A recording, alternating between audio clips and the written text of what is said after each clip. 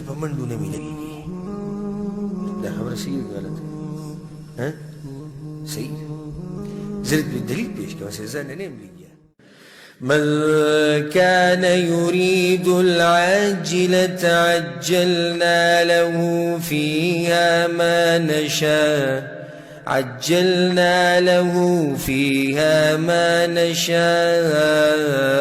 لمن نريد الله يسوق شي دنيا وړي وګورئ کېده من كان يريد العاجلة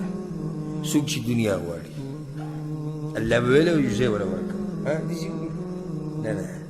من كان يريد العاجلة عجلنا له فيها ما نشاء لمن نريد یو سره ډېرې منډې په دنیا پسې وي الله وایي څومره چې زه غواړم او د چا دپاره چې غواړم صرف هغه له ورکوم بس دنیا ګوره په دې منډو نه میلاوېږي ځان مه لیونی کوئ دومره خپې لاس وهه چې انسان یو اسباب ولټوي چې دین ته په نقصان ونه رسي ها دا خو د دنیا حال دی چې تقدیر کې چې سړي کله شي دا میلاویږي لمن نشاء ما نشاء لمن نريد د چا دپاره چې وړو چې څومره وغواړو یالله نو آخرت هم داسې دی مونږ خو ډډې لګولي دي مولوي صاحب دوا کوه دوا کوو چې الله مونږ وبخي دا درخواستونه مونږ سره هم ډېر خلک دا چې میلاو شي دا سړي دا درخواست دي نو ته ورته ووایه ګوره مزدوري ولې کوې ولې دې پردي ملک ته راغلی مسافرین وایي بغیر د لاس پوهوالو نه کار کېږي نو دا قانون ته د آخرت په باره کې ولې نه استعمالوي چې بغیر لاس پوهوالو نه کار کېږي ښه نو د آخرت بیا قانون ته وګوره آخرت هغه جدا دی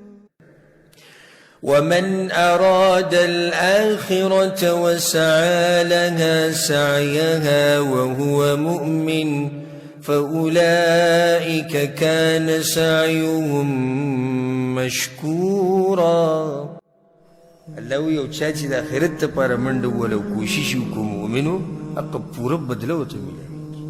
د آخرت هغه کې دا نشته چې څومره الله ووړي او چا دپاره ووړي نه چې محنت دې وکړو او مؤمن وي عقیده دې برابر وه په طریقه د پیغمبر دې عمل وکړو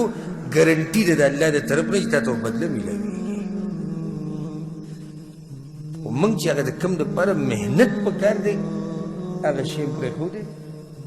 او کوم چې په نصیب میلاویږي او تقدیر خبرې دي هغې ته هم سم کار ویلی دی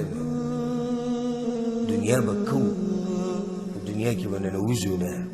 دنیا به کوو خو په دنیا باندې به دین نه ګډوډ کوو او نه به دنیا له ترجیح ورکوو په دین باندې